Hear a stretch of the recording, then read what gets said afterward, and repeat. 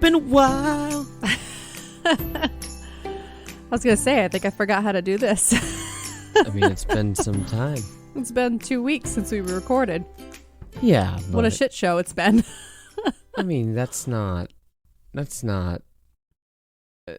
We gave a warning. Oh, I know. Yeah. Well, we gave a warning for September when the baby comes that we might go on a hiatus. No. But then, yes, we did say that we had a lot of stuff going on and Yeah, we said we had a lot of weddings to go to. Everything that was postponed. Everyone's making up for lost time from last year. Yeah. Back to back to back weddings. Yeah. Yep. And, we talked about this the other day. For 4 weeks straight, I've had cake every Saturday. Yeah. For 4 weeks right. straight. 3 weddings in a row. And then yesterday was our daughter's birthday party. Yeah. Yeah. Some more cake. And there's still more left. I'm not having it. I can't be eating that much cake. I know. I want her to have it, but the only time she could have it is at night. And we were going to give it to her tonight to finish it. But we knew if we did, there was a really slim chance we would end up recording again. So what has changed since we last recorded? What was our last episode? I'm going to have to check that out. It's been so long since beauty standards. Okay. Oh, yeah. Yeah. Was that the last one? That was the last one we did. Okay. Yep. Well, look, we apologize for taking a 2-week break. Yeah, it was unintentional. I mean, we knew it was going to be busy. We were going to miss at least one episode. Yeah. I didn't think we were going to miss 2 in a row, but we were so dead. I mean, we're pretty dead today too, but I'm good. Well, I mean, this morning was rough. Yeah. Well, I took a nap on the floor amongst the Legos and all of the new toys that she opened today. I just fell asleep in the middle of the living room floor. So yeah, happy 3rd birthday to our child. Yep, and happy Father's Day to you. Oh yeah, thanks. Sounds so excited. If you guys checked our Instagram, you'll see the new drip. Yep. The new dad shoe drip. It's back. Speaking of being back, first of all, welcome to While She's Napping. I am Adam. And I'm Cindy. Speaking of being back, hallelujah, the gyms are back. I know. For me. Are you starting on Tuesday? I might. If I feel horny enough for the gym, I'll go tomorrow morning. I mean, I think you're horny for the gym. You've been waiting every day since the pandemic closed the gym down. All I needed it was to open an hour earlier. I know. And now it is? Yeah. It was made for me. Mm-hmm. Or I like to think on that. Well, you were annoying the shit out of them on social media and stuff. No, I only posted once. Really? Yeah. I thought it was multiple times. No. That's Karen. I don't do that. Okay. I only posted once saying, hey, when are you going to go back to 24 hours? No, you weren't being rude. I'm just saying they knew the demand was there. They knew they had at least one customer who really wanted to come in at 4 a.m. It's like Fanatics. .com, and we're not sponsored by them, but it's like fanatics.com that another fucking Blue Jays order from that dude in Rhode Island. They know. We just need based on the zip code. Stock just for that person. Right. More Buffalo Bills shit to this asshole over here. Yeah. Anyways. So hey, if you're still with us, we appreciate it. We appreciate you and your patience, all jokes aside. Where we are on the East Coast, and I admittedly have not been following the trends of cases in the population in the United States. Like I'm sure pockets of each individual state has their high rate of transmission, I'm sure, but where we are, by and large, Rhode Island is pretty good. Yeah. So that being said, everyone now is, let's hang out. Let's do these weddings. Let's make these get-togethers. So 3 weddings in a row. Not complaining about the weddings at all. No. No, they were really fun. It was and just they weren't all at once. Impromptu. It's not like we didn't know about them prior to this, but it's just a lot coming out of like doing absolutely nothing for over a year. Yeah. And who would have thunk it that a state with one of the highest vaccination rates in the country also is doing really well with low cases and deaths and hospitalizations and all that. Yeah. Yeah. Well, interesting. Let's hope it continues. That being said, weddings have gotten the best of us. We appreciate you guys sticking with us. And today we're going to talk about the terrible twos. And now that she's 3. Yeah, as we mentioned, our daughter just turned 3. So we're experts in the terrible two. You know how I say I'm a 1% expert in psychology because I took I'm a 100% expert in the terrible twos. And when our next child goes through her second year of life, we'll be 200% experts. No, it's going to be completely different. Right. So we'll know even more.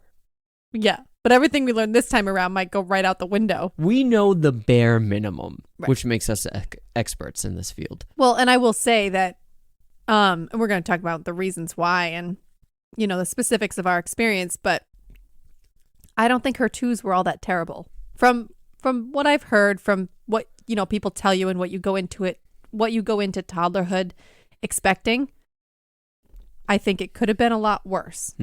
So... Well, let's start there.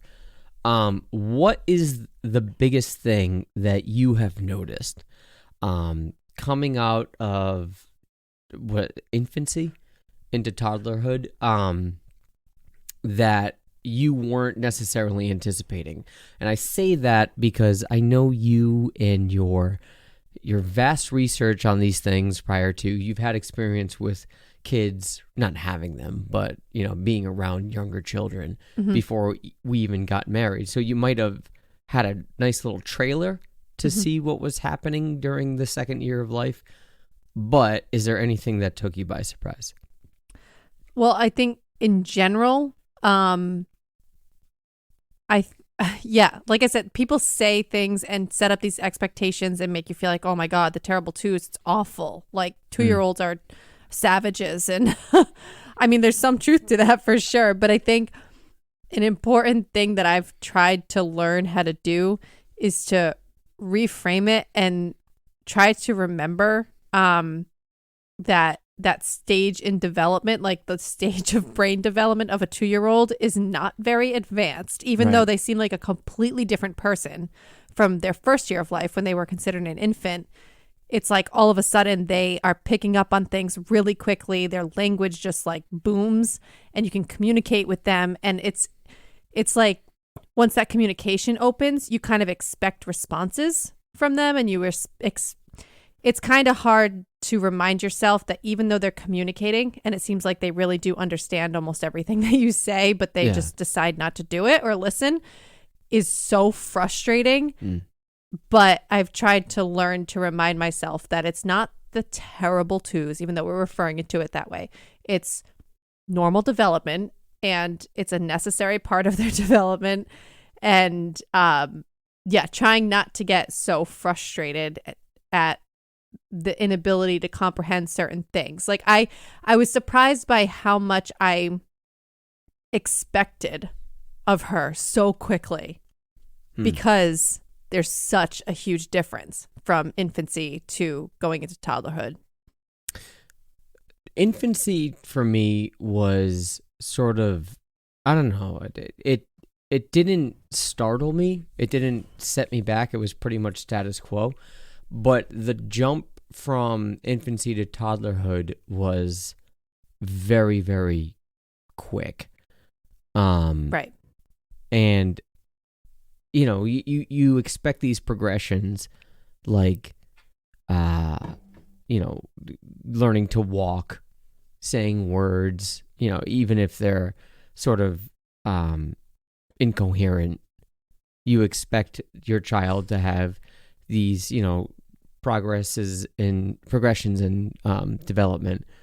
And once she got to the point where she was trying to be independent, that's when I knew shit is gonna go down right now. Right, because you don't want to hinder that. Right. You don't want to, not let her be independent. You want her to learn and work through it and make mistakes and figure it out on her own and do all that problem solving. Yeah. But there are certain times where you have to cut it off because it's dangerous if it's a safety thing, or it's like you just know there's a huge mess coming or there's some disaster that's imminent.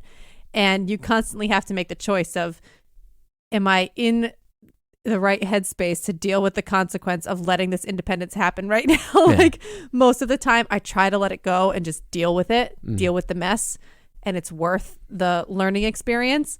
But then there are sometimes you just have to like keep your sanity in mind and you can't let it happen. But I think we've done a pretty good job encouraging her independence in that sense. Well, prioritizing it. I think you touched on this earlier. I don't like that it's called the terrible twos. And I think the reason why people call it the terrible twos is that quick jump from an infancy to toddlerhood. It's a very night and day experience. But, you know, I don't necessarily feel comfortable with that sort of descriptor. But at the same time, I can understand why people, specifically parents, want to rip their hair out, or in my case, my beard out, during that progression. And compounded by the fact that we had to go through this during fucking lockdown. Yes. You know, so while people in normal circumstances would experience the quote unquote terrible twos and just ship them off to daycare every day and just, you know, or have someone walk or whatever, like, you know, and in that circumstance, you have sort of a reprieve from it.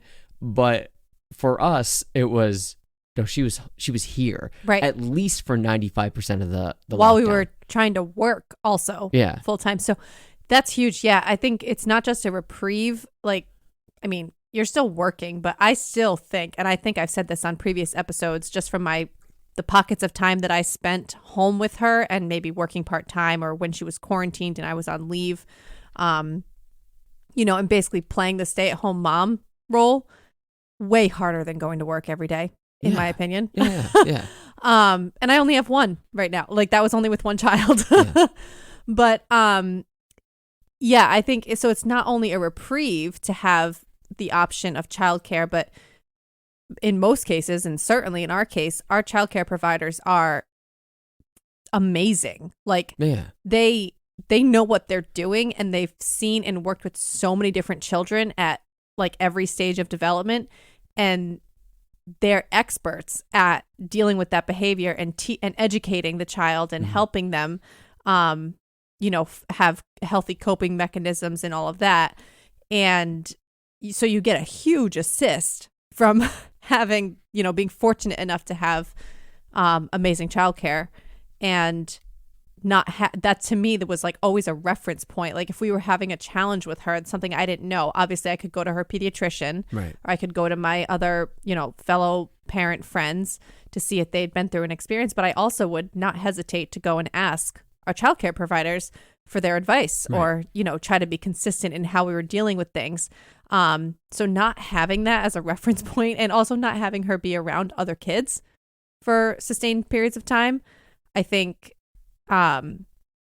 affected the way that she would have progressed through that time period. I mean, I think we were fortunate because it was a pretty smooth transition in and out. I agree. That's what I'm saying. All things considered, I really don't think her twos were terrible in the way that people often characterize it, especially considering the fact that we were in the pandemic and there were, you know, pretty significant periods of time where she didn't have the benefit of being at childcare.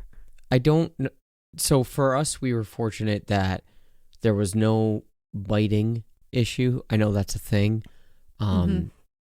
There was a brief moment where she, I don't want to say hit, but she would, when she get frustrated, she would smack the ground. Right. She never really, like, only a very few occasions actually hit us.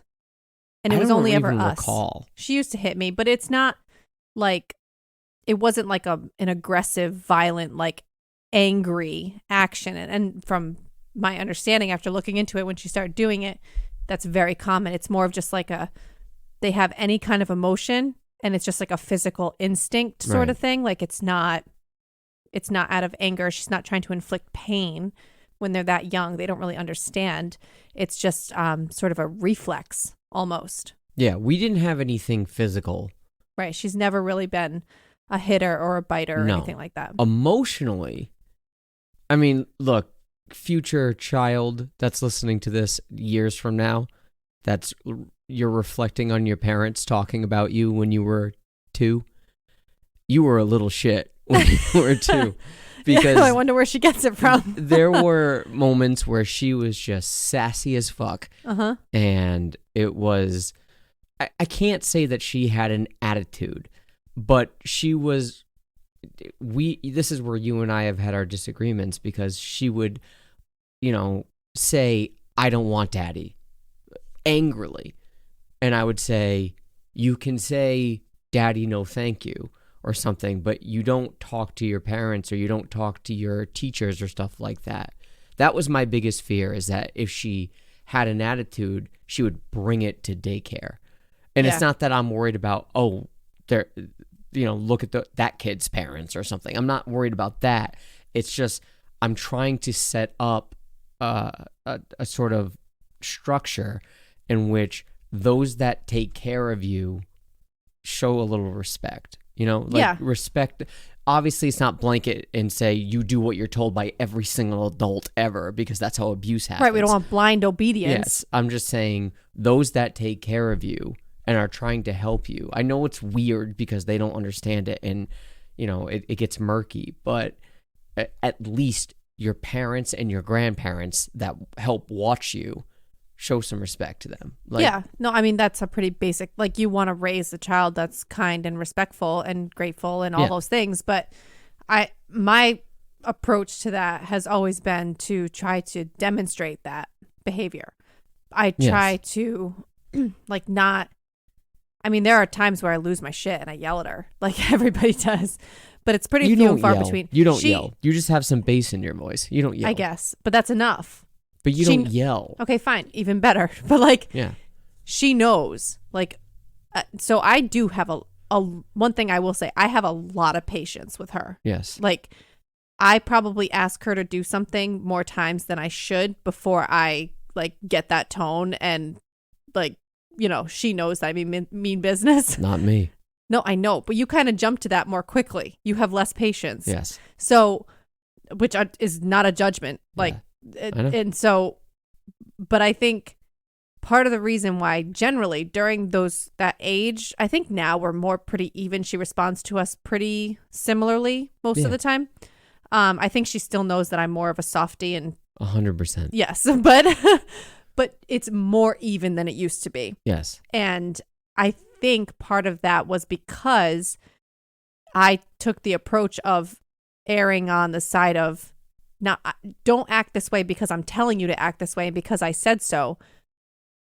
It was more of I was always respectful to her, even when she was doing something that wasn't acceptable to me, or that I didn't, a behavior or tone or something that I wanted to discourage.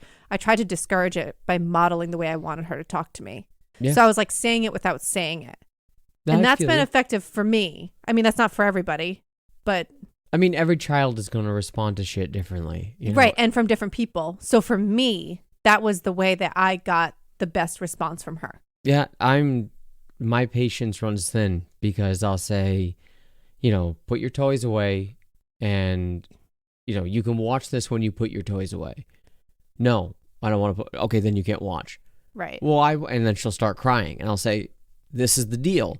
You put your toys away, you can watch this show. It's a very, very simple thing. Right. And I don't take as transactional of an approach. I take more of the approach of, we clean up because that's what we do in our house and in our family, and we help each other keep our house clean and take care of our things. Yes. And so I do it more of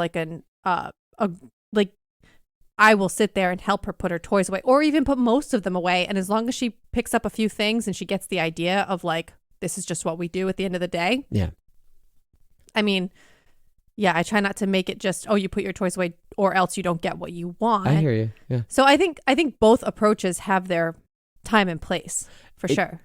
Especially when now she's found loud noises, she's found how to make them. So and she looks at you she knows she's not supposed to. She'll come and bang her little kitchen set. Yes, that's what I'm talking about. Yeah, right in my face. I hate it. I know, me too. I give her 3 times. I say, do it again, I'm taking it away from you. Yeah. And the first one's a bluff. Yep.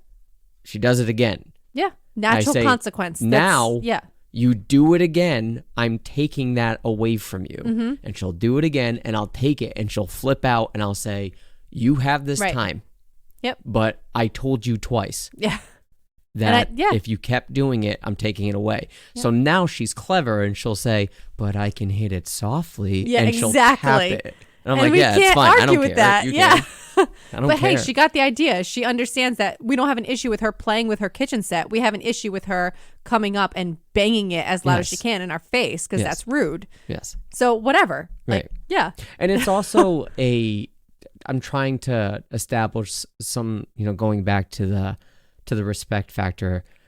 Now that, quarantining and the pandemic, at least where we live during this season, is looking to subside, we're going to be going to other people's homes more. Right. And there's going to be times where she's going to be playing with other children. And, I don't want her to just manhandle other kids' stuff at home or sort of like roughhouse with... Yeah, but it's also, I think it would be unreasonable to expect that to not happen. No, I'm saying... It's going to happen. And sometimes the kids just have to work it out on their own without our interference.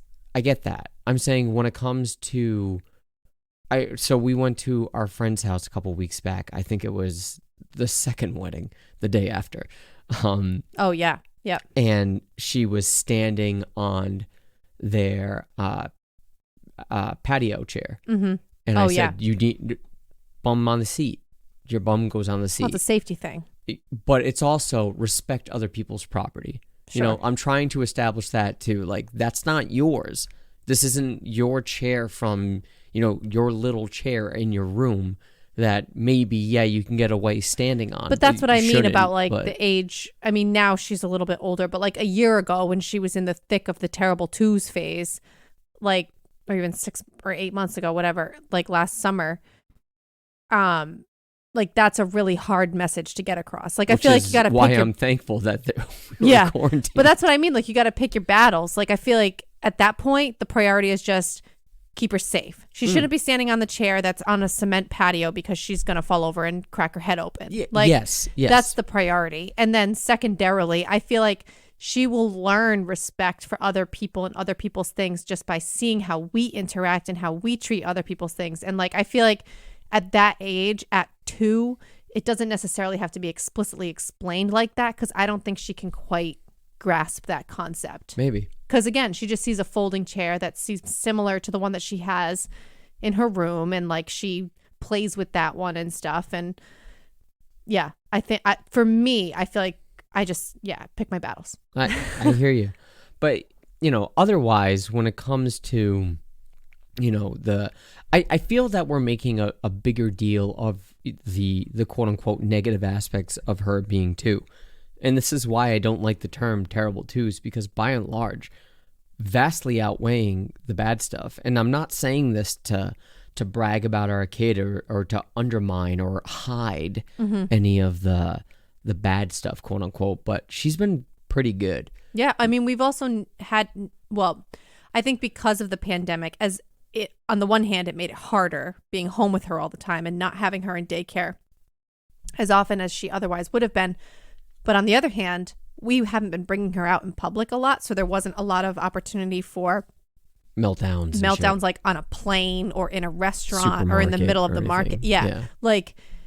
I mean, that happens. And it happened to me, not when she was in tantrum age, but even when she was an infant and she would start freaking out and I'd have her with me in the grocery store. That it's just hard, to be, I get it, managing that. And it happened. I feel like, everyone has seen those families with the kids who are on their stomach flailing around in the middle of aisle 7 at the and the mom's just let's just get the fuck out of here. And see, that's what I don't understand. I don't understand. And again, I'm not picking on parents if this is the way you want to go. I just don't understand it. I guess don't agree with it. I don't understand why they're letting them have the tantrum in the store. Because if that was me, the carriage would stay right where shopping cart would stay. You've been talking to Chris and Sarah too much. Right where it is. I'd pick her up and go because right to the car. If you did that every single, especially if you have a kid that is prone to tantrums, and maybe we're probably speaking too soon. We still have a ways to go, and we're going to get into this when we talk about the polls. Sure. About what to expect with age 3. We're not out of the woods yet with the toddler stage and the tantrums and all that and the attitude. But if you have a child that's prone to tantrums like that, like total meltdown, like can't physically control themselves, flailing around, physical tantrums. Yeah. And especially if you're like a single parent or what, like if you have to bring your kids with you to get your errands done, what the fuck are you supposed to do? Like if you left where you were every single time your child had a tantrum, you would never get anything done. But that's assuming that it's going to happen every time. Well, that's why I said someone who's prone, not every time. But I'm saying if you're almost like, I mean, I also think sometimes kids just have tantrums and they just need to let it out. I understand that. And I get it. So let it out in the car. It shouldn't be something that's let it like out in the car and shameful. It's not. For me, it's not the notion that I care about what people think of me as a person or as a father. Like, if our child is having a tantrum, I'm not worried about them saying, this guy's a terrible dad. Mm-hmm. Control your kid. I'm not worried about that. It's just hey, this is a public space. That's not the kid's, like, I know it's not their fault. A 2-year-old can't process that. They don't, so they're having I'm going to remove that person from the situation, have them have their meltdown where it's not destructing people's, I don't know. I'm sorry, I don't really care that much. I feel like that's something in our society and culture. Like, people need to not, like, a parent should never have to drag their kid out in shame and leave their shopping cart. I'm not in shame. No. I'm saying if there are other parents who do that, who, if their kid is having a meltdown, they choose to leave their cart and abandon their errand and their grocery shopping and go home without groceries because their kid had a tantrum and they feel embarrassed and they feel like they need to leave the store and let their kid have their tantrum in private. I think that's a problem. I don't think any parent should ever feel that way. I disagree. I think it's part of life. I'm not saying it's not. It's just there's a level of respect that I want to have for other people's. No one wants to hear it. Get over it. It's a 2-year-old. No one wants to hear it. They have their moments. We have our moments too. I understand. You've never seen adults fight in public or say inappropriate things? Yeah, it makes me extremely I understand because they're adults and they should be capable of more capable of controlling their emotions and understanding when is an appropriate time and place to have a heated conversation or have an argument. A 2-year-old doesn't have that discretion. But it also, so I guess this is something that has been studied and measured. Hearing a child that's not yours cry makes you cringe, makes you almost like, not everybody, it's just on average, makes people like, oh my God, shut up.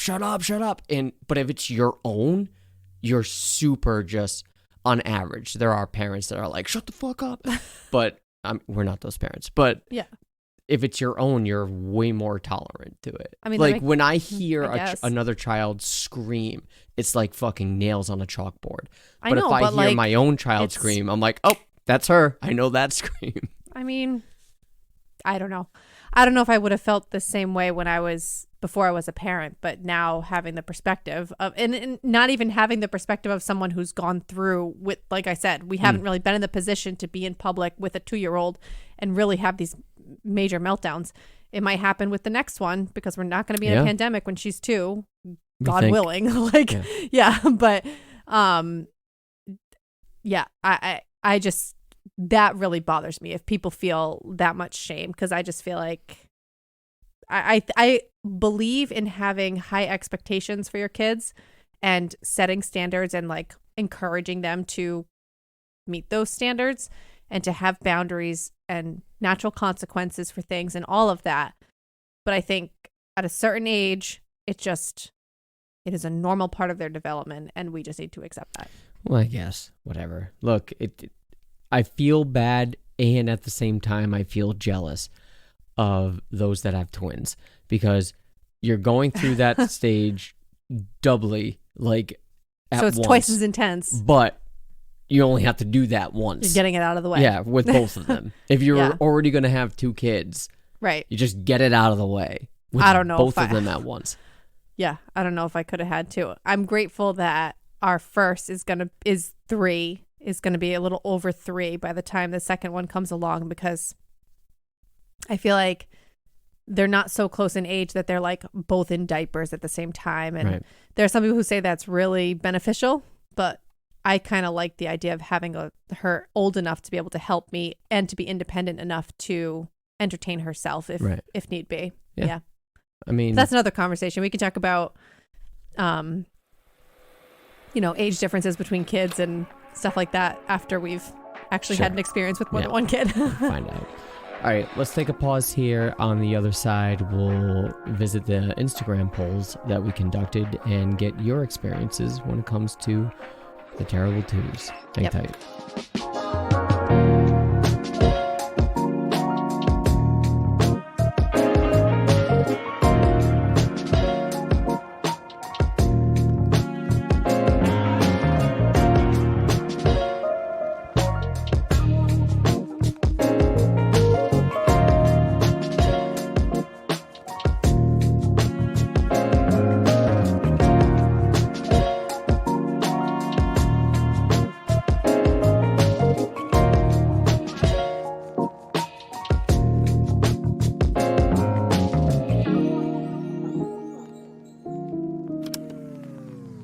Okay, so the first question we asked was just to get a sense of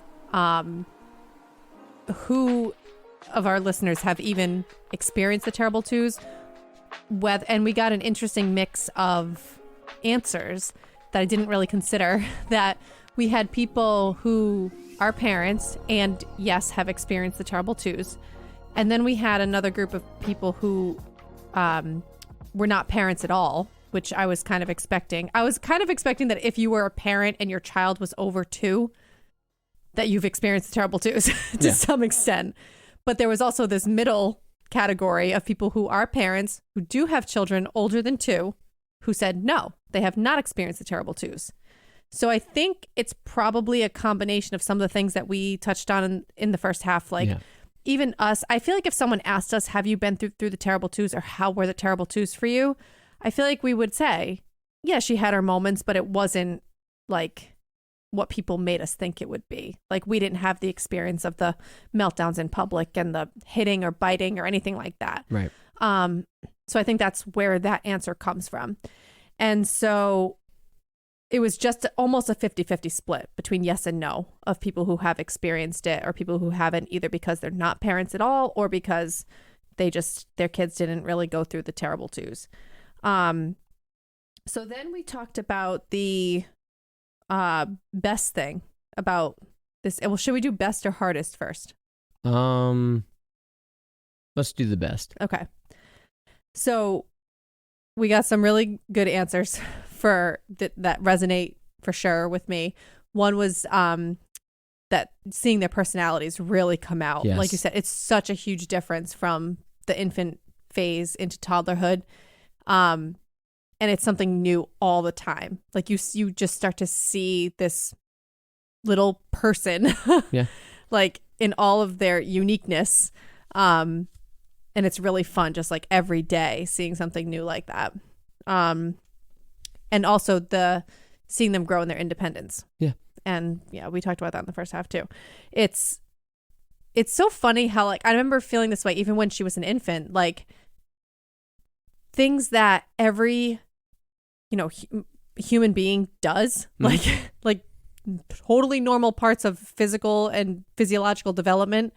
But you are so fucking proud of this little person for doing, like, for pooping or for like burping, for when they're really little, lifting their head up, like crawling, like everything is like so amazing when you see your own child do it, even though it is something that is going to happen. It's rudimentary. Yeah. Like even we were a little bit, or you more so you were concerned about her walking. You thought she was a little bit behind with walking. When did she start? Like 14 or 15 months. It was after her first birthday. Yes. And because I remember she wasn't walking yet, really, at her first birthday. And you were a little bit concerned. And it's one of those things that you were saying earlier. It's like you wait and wait and wait for stuff like that to happen. And then the second they get it, that's it. They got it. And now you just expect them to walk everywhere. And like, it's just like night and day. Yeah, now she's running up and down the halls. Yeah, before you know it, it's like climbing and jumping and twirling and like everything. Yeah, I think, watching their personalities develop or blossom is it's really neat, especially when, when she was a baby, I would say to you, she's going to be a really goofy child. Yeah, you always said she's going to be so silly and weird. But I was saying she's going to be a weird child, like a funny child. Yes, just silly and But I don't know if her weirdness or silliness is really that unique from this age. I don't know that if we weren't around other 2-year-olds that we wouldn't experience the same level of goofiness. Right. Well, and it's different with what I think it's like I've seen touches of this in other kids that we know, like our friends' kids or, our nephews and things like that. Like, right. But you're not with them all the time and they're not their most comfortable with you as they are, as a child is with their parents in their own home, in their own space. So I think that's why you see it really come out. So I do think that other parents probably also have the same opinion of their kids because they're seeing them in that light, But we also have seen her really comfortable around people and act like she does goofy. With That's us. True. Yeah. So when people are like, your child's so funny, I'm like, not like she's not spitting jokes. She's just, being herself. It's the things she comes up with and the things that she does. Yeah. Yeah. And I love that. I also, going back to being proud, watching her intuitively pick up a baseball bat and swing left-handed. Right. Seeing their natural talents come out left me astounded. Yeah. You have the stereotypical, father-child relationship where the father would, be behind the child and place the child's hands wherever they're supposed to be and show them how to swing. Mm-hmm. I didn't have to do that. You literally just handed it to her. We bought her a T-ball set for Christmas, and I put a ball on top, and I handed her the bat, and she put her hands in the left-handed position, stood on that side of the tee, and just swung. Yep. And I do think there's something, and we don't have to go on a baseball tangent, but something about hitting balls with sticks and throwing balls is very natural for children. Well, I don't want to burst your bubble at all, but I wonder if she played it at daycare before. Maybe. It's possible, but they do play. But even they commented on how good she was. I feel that they would have said something. Right. And definitely not in the winter. That's when That's true. It was in Christmas. Yeah. Yeah. Yeah, that's true. And I gave it to her, and I said, you are not, she doesn't do anything else left-handed. I know. And I said, you are not, to myself, you are not, this is not going to waste. Right. And it was incredible just seeing her rip line drives. I know. Off the tee. And just as hard as she could. And now she says, I don't need the tee. I don't want to hit with the tee. Yeah. I don't want to hit with the tee. She's hitting regular pitches. And she's hitting them, though. I know. Not little dribblers. In a year, we're going to put her in T-ball. Oh, she's going to put the boys to shame. That's what I'm saying. We bought her a new bat for her birthday. Mm-hmm. Everything. Yeah, she can't wait. Seeing things like that, and also watching her play with magnetiles blows my fucking mind because the things she comes up with. I'm thinking to myself, you're going to be an architect. Well, that's why those toys are so great. That's like a really great STEM educational toy. Yeah. Magnetiles are fantastic. But anything like that, blocks, Legos, like there's a reason why those are classic. But she wasn't as interested in blocks and Legos. She's not as creative. As she is with magnetiles. Right. Well, it's an amazing toy. She'll make 3D crystal shit. I know. It's cool. It's really cool. And rocket ships and stuff. And my proud moments have been, I remember there was one day where she was wearing her like sparkly Elsa dress, being like super girly girl. And then she said, I want to go look for slimies. Yeah. So we went outside looking for bugs. She's digging in the dirt with her bare hands in her Elsa dress. And I was like, this is my kid, 100%. For all you non-Sesame Street watchers, Slimy. Yeah. This is Oscar's pet worm. So all worms are slimies. Yeah. All right, what else? Interesting was the other one? Best or interesting or?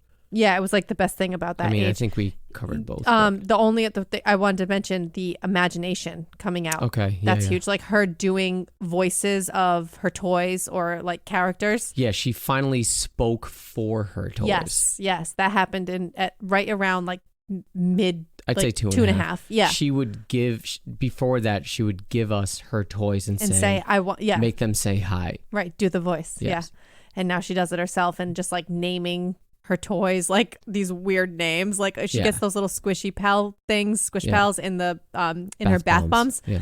Oh yeah, I didn't even tell you the one that she got tonight. It was a little baby chick. I saw it. Do you know what? Did I tell you what she named it? No. Well, she ended up just calling it Chick after a while. But first, she said its name was Bath Bomb. Oh. Like, not your most creative work, but okay. Yeah, it's like some random shit. It's great. The other two, this was like a combo answer that we got multiple times, was the snuggles. So even though they're getting older and developing this independence in their personality, they're still little enough to want to snuggle with you, and they start sharing their snacks. Yes, which is cute. She's great with sharing when she wants to. It has to be on her terms. Yes. But yeah, I agree with all of that. So then we talked about, on the other hand, the worst or hardest thing about this stage. And one was just the whining. Yeah. And that's something that I know what's going to happen. Yeah. I just have a low tolerance for it when it's I know inevitably going to be about some bullshit.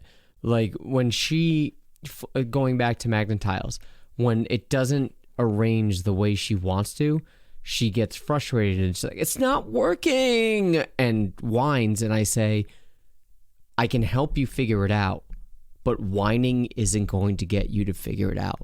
I know. So you can, and she'll learn that. Yeah. It nails on the chalkboard. I know. I get it. But again, that's the part where I feel that way too.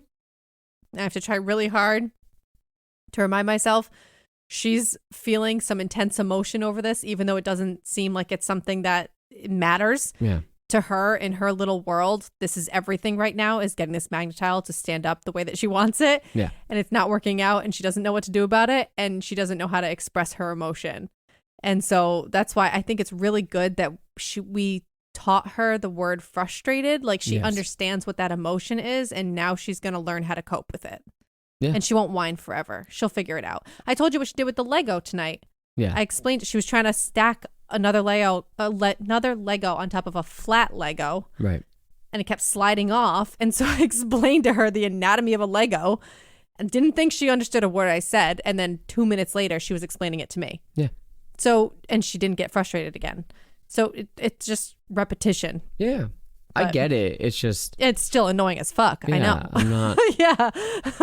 I mean, I'm patient.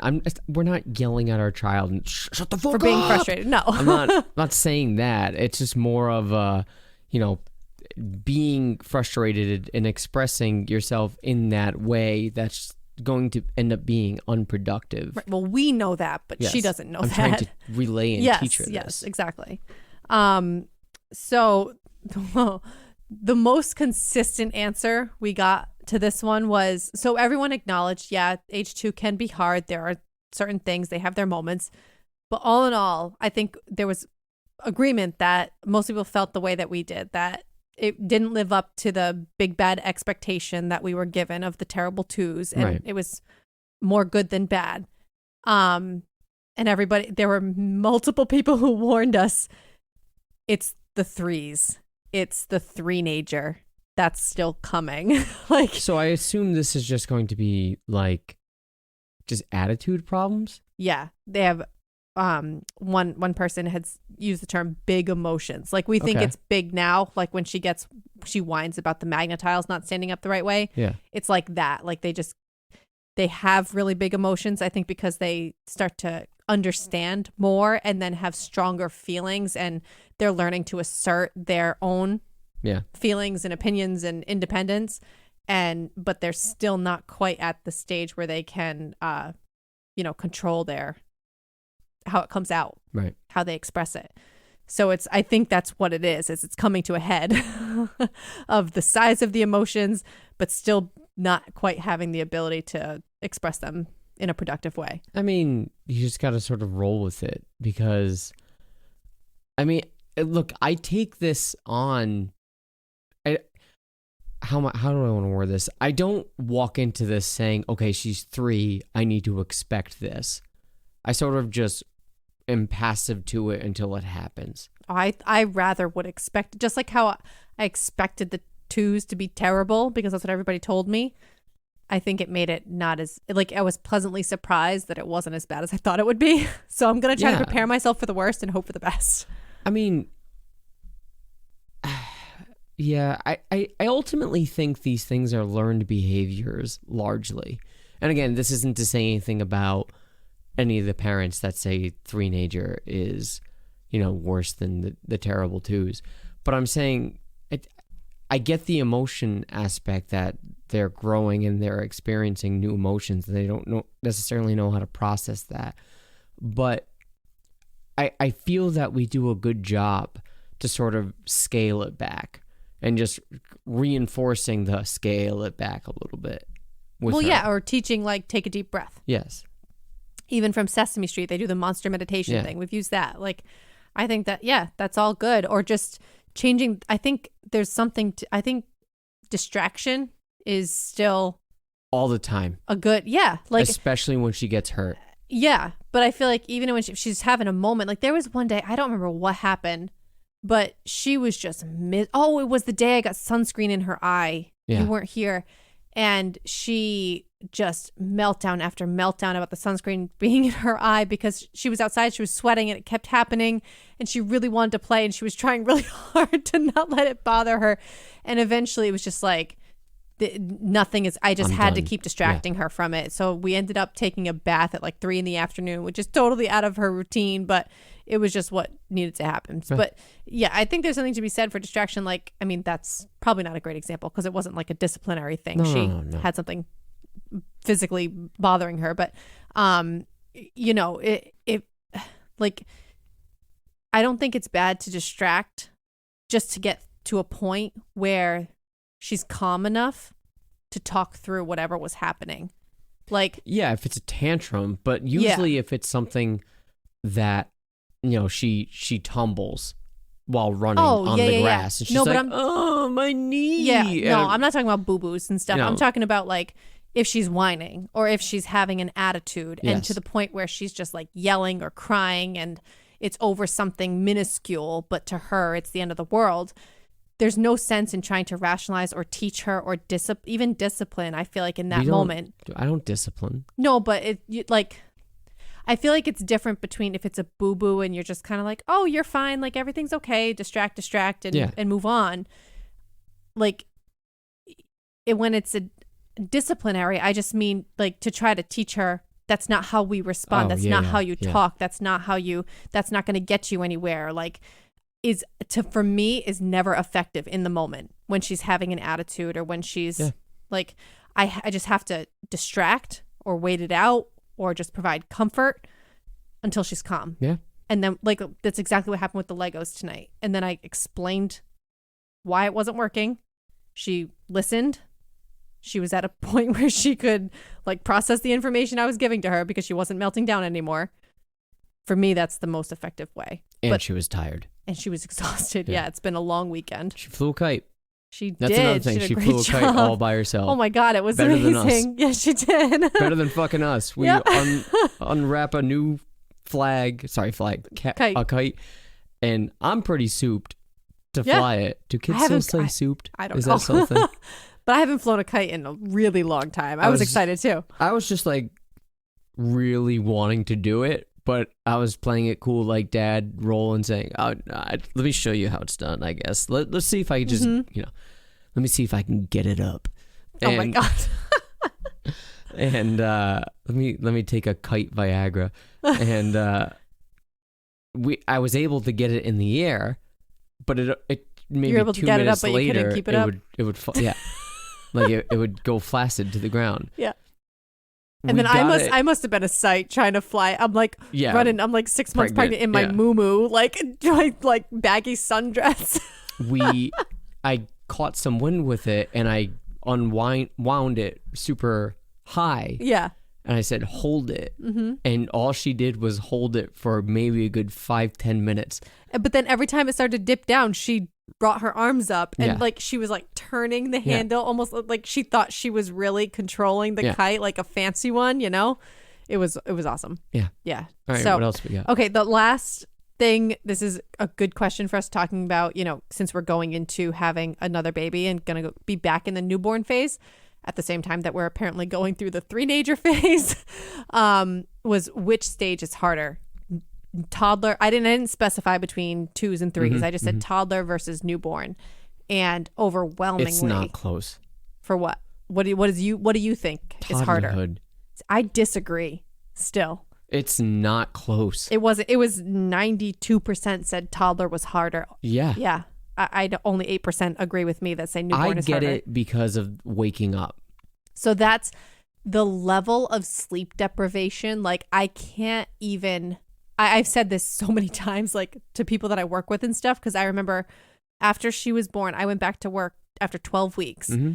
And we've also talked about how we struggled a lot with nursing and all that. So she was I get that. So that's an experience that I can't firsthand. It wasn't the same for you. Right. I mean, you were still up too, but it was different. And so going back to work at 12 weeks, I don't remember. Like, I feel like I was just blacked out for like from 12 weeks. Well, really from the time she was born, which was just an entirely overwhelming experience because she came a few weeks early and all that. Yep.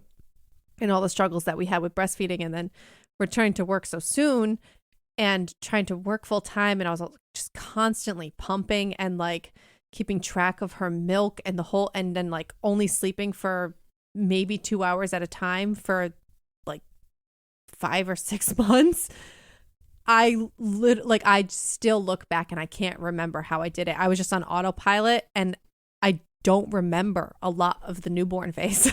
So the newborn phase for me, it was, especially watching you, it was, you can tell that it's symbiotic. You know, the baby, at least for us, was always in the bassinet, right? She was always right next to us.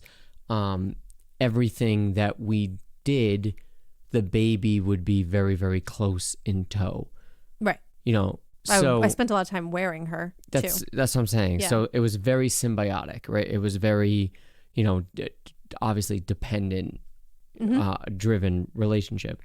Whereas toddlerhood, you can sort of let go a little bit, but it's a different level of fear, I think, and anxiety. It's hard in a different way because, you know, and I sympathize for anybody that has gone through this. That the number one thing, the two things I'm worried about with the infant, with the actual baby, is dropping the baby, which, you know, no one does, and SIDS, because you can't control it. Right. Right. Well, you can. I mean, can you? I thought that's what made it sudden. Well, so my understanding is that a lot of incidents of SIDS, it's been decreased since they changed the sleep safety things, like swaddling appropriately and not at the appropriate age, and not having blankets or soft things in the crib and all that. Okay. Yeah. It was basically, SIDS is, I think, has been also linked to just suffocation. So if if something happens to the baby, that's something you did. Chances are. Right. Whereas if something happens to a toddler, you can say there was an accident of some sort, or it's gonna happen. Right. Like they're gonna get hurt. She fell down the stairs or something, you know. Well, you should have your stairs gated or going off the deck outside, she trips. You know, it's just little shit like that. She fell off the swing.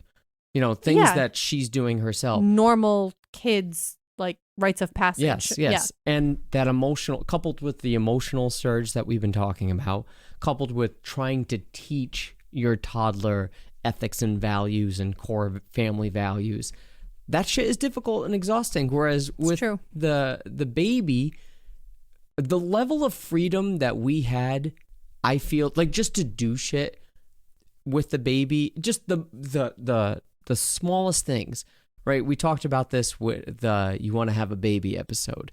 That baby would nap 3, sometimes 4 times a day in our arms. We'd shoot on Netflix and just chill. Can't shoot on Netflix with the toddler and watch whatever you want. Yeah. You can't be fucking watching Breaking Bad. Right. And even just running errands. I strap her in. Well, either put the whole car seat in the cart if you're just getting a few things, or I would take her. The hard thing about that is if the baby is sleeping and then you have to take her out of the car seat and to try to transfer to the bassinet or the crib or whatever. That's a pain in the. There have been times I let her just sleep in the car seat. I feel you. Just right next, like I'd bring it inside and put it next to me. So in that regard, for me, the baby phase was way easier. Yeah, you're right. It's hard in different ways. I think for me, I'm hoping that the second time around, a lot of people say it's easier because you're not as terrified. Like you kind of know what to expect. You don't think that every single time the baby cries, you have to like call the pediatrician. Like, right. I mean, I remember there were times with her when she was a newborn that like I thought she was like turning blue. Yeah. But she was fine. Like she was just for whatever reason in my like delirious sleep deprived state, I would think something terrible was happening. Right. Like and that was just, like it felt so out of control. Yeah, the thing that you're doing with a baby is just loving it. And well, I was just in pure survival mode. No. I'm saying in general, like you were just giving your love. There's no teaching. There's no discipline. You don't have to make decisions about. There's no back and forth. All that child, just give me a nipple, or a which bed. is easier said than done sometimes. You know, it's synthetic or real. Give me a nipple. Sure. You know, yeah. And or give me a nice cushiony thing to sleep on. You know, well, not when they're little. Well, like the bassinet mattress, I'm saying it's cushiony. It's not cushiony. Well, okay, whatever. You know what I mean? Or like a rocker or something. Yeah, they want to bounce or movement or whatever. Yeah. Like, I know. Just give me that. Like the needs are basic. Very. It's not complicated. They don't have that established relationship of, oh, you're mommy, you're daddy. Mm-hmm. You're just the vessel that takes care of me. Yes. It's more caregiving and less parent. Like now we're in the thick of the starting to really parent and make conscious decisions about how we want to raise our child and the values we want to instill. I get that. That is hard. I guess for me, just the physical exhaustion and how that messed with my head too. And I was never diagnosed with postpartum anything, depression or anxiety, but I feel like I can't imagine not feeling some of that, like after you have a baby, just because the hormones are so crazy and the sleep deprivation, like those two things alone, I feel like would make anybody feel crazy. But I'm hoping that this time around it's going to be easier because I know more what to expect. Just the plain fact that it's not the first time, and like even just the fact that we don't have a lot of shit ready. Even at this point in my pregnancy with our first, everything was done. Like her room was perfect. Everything was done. Mm-hmm. Now I'm like, okay, I'm not even going to buy diapers because now I know we just get them from the hospital and not knowing what size the baby's going to be. Like if she's bigger than our first daughter was, I mean, she might not even be in newborn diapers and then we'll have to go buy size 1. So like, I'm not even buying diapers. We're going to take what we get from the hospital. Same thing. Like if I struggle with breastfeeding again, we're going to take formula from the hospital. We have a bassinet. We have a car seat. Yep. We're ready, I guess. All the day. Everything else is details. That's what I'm saying. And, going back to the three-nager thing, much how, and I do think this is not atypical when it comes to men that have girls. I have noticed that men, it's not universal, but men that have girls get a little softer. Yeah. Maybe this will soften her. And not that she's, a problem, hard child here. I'm just saying maybe this will mitigate that three-nager thing, having a baby around. I think she's going to be hot and cold. I think there's going to be some moments where she's super jealous and resentful. Maybe. And just wants the attention. And she'll probably act out or regress in her own ways, whether it's with the potty or sleep or whatever. Or I've also heard there are some toddlers who will like start baby talking again. Like, because if you're paying attention to the baby, they're going to act like a baby because they want your attention. Right. And then I think there are going to be moments where she's just like the sweetest fucking thing we've ever seen. Probably. And she's going to love her sister to death, and it's going to be adorable.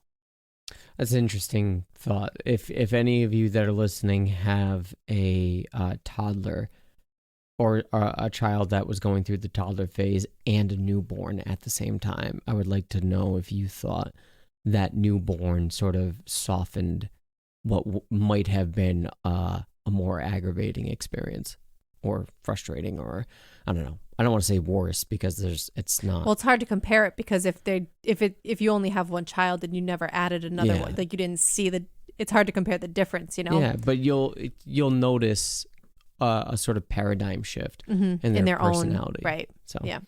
All right. Anything else with the polls, or is that it? Nope, that was it. Okay. So let us know if you have any advice for the three-nager phase, I guess, or let us know if you want to share your experience with, your child when it comes to the terrible twos, if they were even terrible at all. Again, I don't like that phrase, but it's a nice little buzzword that I know people. Everybody knows what you're talking about when you say it. That being said, we appreciate you listening.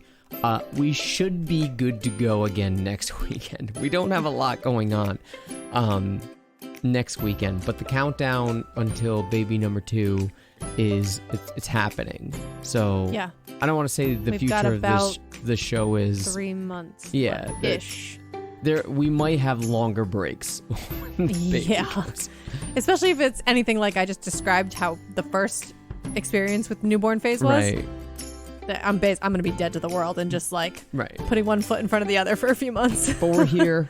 We're here for you, and we really appreciate you sticking by and staying with us. So that being said, thanks for listening.